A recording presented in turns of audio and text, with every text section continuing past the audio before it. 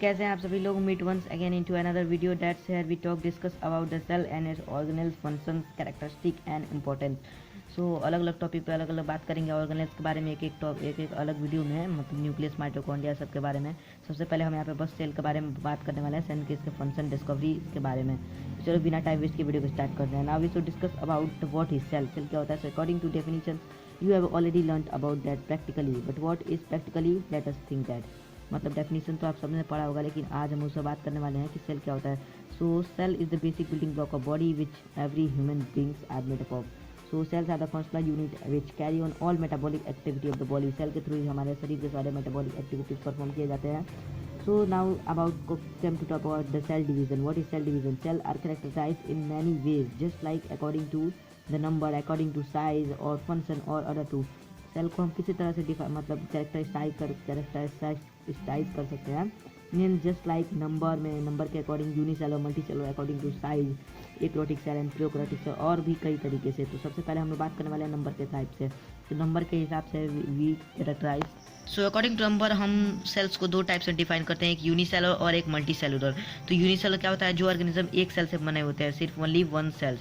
और multicellular organism होते हैं जो कि मोर देन वन सेल्स से बने होते हैं, उन्हें क्या कहते हैं? Multicellular. इसके हम कुछ एग्जांपल भी देख लेते हैं, जैसे such let's take the unicellular के कुछ एग्जांपल्स हो जाएंगे, जैसे अमीबा हो जाएगा, इधर में पैरामीशियम हो गया, पैरामीशियम, इधर में यीस्ट भी हो सकता है, और कुछ बैक्टीरियाज भी होते हैं, सम बैक्टीरियाज। और इसके बाद से हमारा यूग्लेना हो गया।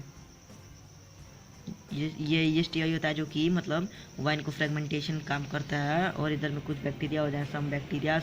और यूग्लेना एक यूट्रोपिक प्लांट होता है, हेटरोटॉपिक प्लांट होता है, मतलब हाफ हेटरोटॉपिक और हाफ ऑटोटॉपिक। इसके बाद कल करते हैं कुछ एग्जांपल्स ऑफ मल्टी सेलुलर। तो जो ऑर्गेनिज्म इनको छोड़ करके all the organisms except these. So unicellular organism को छोड़ के जितने भी ऑर्गेनिजम्स पाए जाते हैं वो सभी मल्टी सेलुलर में आते हैं। अब आगे हम लोग बात करने वाले हैं, तो आगे बात क्या करेंगे? Meanwhile multicellulars. और एक चीज़ यहाँ पर हमें ये भी ध्यान रखना है कि यूनिसेलुलर ऑर्गेनिज्म होते हैं, उन्हें एक ही सेल के थ्रू पूरे बॉडी का मतलब कि काम करने पड़ते हैं। सो उनकी लाइफ स्पैन कम होती है। और मल्टी सेलुलर के पास तरह तरह के मतलब सेल ऑर्गेनल्स होते हैं, जिसके वजह से वो तरह तरह के एक्टिविटीज़ परफॉर्म करते हैं, मतलब ज़्यादा सेल्स भी होते हैं। दैट्स वाई इनकी लाइफ स्पैन ज़्यादा होती है, और ये साइज़ में भी जब बड़े होते हैं। और ये ऑर्गेनिज्म साइज़ में भी बड़े पाए जाते हैं, मल्टी सेलुलर ऑर्गेनिजम्स। अब इन सभी टॉपिक्स को छोड़ते हुए हम पहले बेस पर आते हैं, जो कि रिक्वायरमेंट सबसे ज़्यादा होती है, that is discovery of cell. तो सेल को कौन डिस्कवर किया, किस टाइम में डिस्कवर किया, किस टाइप से डिस्कवर किया, कैसे क्या देखा तो डिस्कवर किया। So cell was first discovered by Robert Hooke in 1665। Robert Hooke, ROBRT, Robert HOOK, हमें चीज़ों को याद करना है।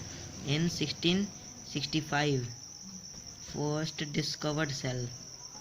तो रॉबर्ट हुक ने क्या देखा था, इस टॉपिक पे भी हम लोग बात करने वाले हैं।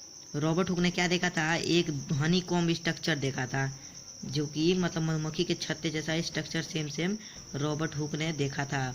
और वही उसको उन्होंने नेम दिया था किस चीज़ के? एक प्लांट के पार्क के, मतलब उसमें उन्होंने ये हनी कॉम्ब स्ट्रक्चर देखा था, और उन्होंने सेलोस नाम किया, ठीक है, जो कि नेम बाद में इंटरचेंज करके मतलब सेल मीन्स एम्प्टी कंपार्टमेंट, और इसी को क्या रख दिया? सेल रख दिया गया, लैटिन वर्ड से।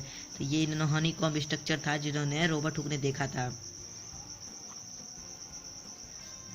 अब बात करते हैं सेल थ्योरी। तो सेल थ्योरी क्या होती है? जो थ्योरी सेल को डिस्क्राइब करती है उसे सेल थ्योरी कहते हैं। सो कि मतलब मैनी थ्योरीज हैं, मतलब मैनी थ्योरीज। सो जो थ्योरी सेल को डिस्क्राइब करती है उसे क्या कहते हैं? Cell theory. यहाँ पे 3 थ्योरीज मतलब अर्ली टाइम में दिए गए थे, और अब इस टाइम पे बहुत सारी थ्योरीज दे जा चुकी हैं। तो उन थ्योरीज को हम बात करते हैं। तो पहले थ्योरीज ये थी, all living organisms are made up of cell. मतलब जितने भी प्राणी पाए जाते हैं, लिविंग प्राणी मतलब जीवित प्राणी, वो सभी किस चीज़ से बने होते हैं? सेल से बने होते हैं। और दूसरा मतलब यहाँ पे थ्योरी ये है कि cell is the basic and functional structural unit of all living being. और तीसरी थ्योरी जिसे कि डेवलप किया गया था वो ये थ्योरी है कि जो नए एग्जिस्टिंग सेल होते हैं वो कि प्री एग्जिस्टिंग सेल से ही बनते हैं। मीन्स कि जितने भी नए सेल पाए जाते हैं वो कि अपने पुराने सेल से ही सेल डिवीज़न के थ्रू ऑब्टेन होते हैं या फिर बनते हैं। और सेल थ्योरी को डिस्कवर कौन किया था? Schleiden and Matthias. And they make the cell theory. उन्होंने किस टाइम में सेल थ्योरी बनाया था? 1838 में सेल थ्योरी को बनाया था। अब बात करते हैं कुछ हट करके, तो हट करके क्या हो जाए, तो बात करते हैं कुछ अलग। तो क्या बात करेंगे? सबसे लार्जेस्ट सेल के बारे में और सबसे स्मॉलेस्ट सेल के बारे में। तो सबसे लार्जेस्ट सेल कौन सा होता है? जो कि ऑस्ट्रिच एग सेल है, ऑस्ट्रिच एग सेल। और इसका हम लोग बात कर लेते हैं वेट कितना है। तो इसका वेट है 1.48 kg। सॉरी, यहाँ पे थोड़ी गलती कर दी, 1.48 kg। और जो इसका डायमीटर अभी तक मतलब अप्रोक्स डायमीटर वो कितना है? 1.51 है। ठीक है। अब इसके बाद हम लोग कुछ अलग और बात कर लेते हैं। तो इसके बाद हम लोग क्या बात करने वाले हैं? स्मॉलेस्ट सेल के बारे में। तो स्मॉलेस्ट सेल जो है वो है पीपीएलओ। पीपीएलओ एक बैक्टीरियल सेल है, सॉरी एक माइकोप्लाज्म से भी कहते हैं। और ये सबसे स्मॉलेस्ट सेल है जो कि अभी तक अर्थ पर पाया गया है। PPLO SMALLAST smallest cell. इसका अदर नेम भी याद रख लें आप लोग। Other name is equal to mycoplasm. और माइक्रो इसका जो साइज है MICOPLASM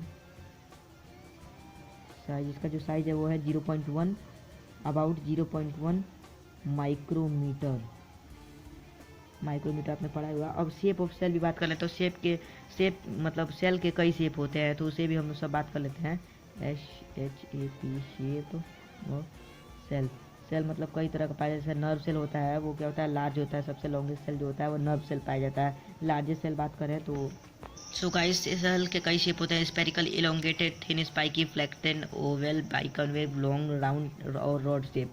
तो कुछ और भी बात कर लेते हैं। थिन जो होता है इस टाइप, जैसे नर्व सेल हो गया, ये थिन होता है। और ये स्पाइकी सेल हो गया, जैसे पोलन हो गया, पोलन ग्रेन, ये जो होता है स्पाइकी होता है। फ्लैक्टेन में बात कर लेते हैं तो यहाँ पे हो जाएगा एल्गी हो जाएगा। फिर बाइकॉनवेव में जैसे RBCs हो जाएंगे। ये बाइकॉन में से मतलब थोड़े से इस तरह के शेप, सॉरी मैं ड्राइंग मेरी अच्छी नहीं है, इस टाइप के। मतलब नर्व सेल जो होता है इस तरह से डिवीज़न बाय डिवीज़न सबसे थिनेस्ट और लॉन्गेस्ट सेल होते हैं। और लॉन्ग में भी आ जाएगा मतलब यही नर्व सेल। इसके बाद हो जाएगा राउंड शेप हो जाएगा, जैसे यहाँ पे राउंड में भी हो जाएगा एल्गी हो जाएगा। और रॉड शेप जैसे बैक्टीरिया हो गया इस टाइप में, ये हो जाएंगे रॉड शेप के बैक्टीरिया। सो गाइज आज के लिए बस इतना ही। अगले वीडियो में हम लोग पार्ट बाय पार्ट, इसके अगले वीडियो में हम लोग ऑर्गेनिल्स, डिफरेंट ऑर्गेनिल्स के थोड़े शॉर्ट में डालेंगे। फिर उसके बाद एक एक को हम लोग जैसे माइटोकॉन्ड्रिया हो गया, साइकोप्लाज्म हो गया, साइटोप्लाज्म हो गया, सबको एक एक करके हम लोग एक एक अलग अलग वीडियो में डिस्कस करने वाले हैं। तो आज के लिए इतना ही। जय हिंद, जय भारत। Thank you everyone. और अभी तक हमारे चैनल को सब्सक्राइब नहीं किया है तो तुरंत सब्सक्राइब बटन दबा के सब्सक्राइब कर लें और बेल आइकन को भी प्रेस कर दें और ज़्यादा से ज़्यादा अपने दोस्तों के साथ शेयर करें। Thank you.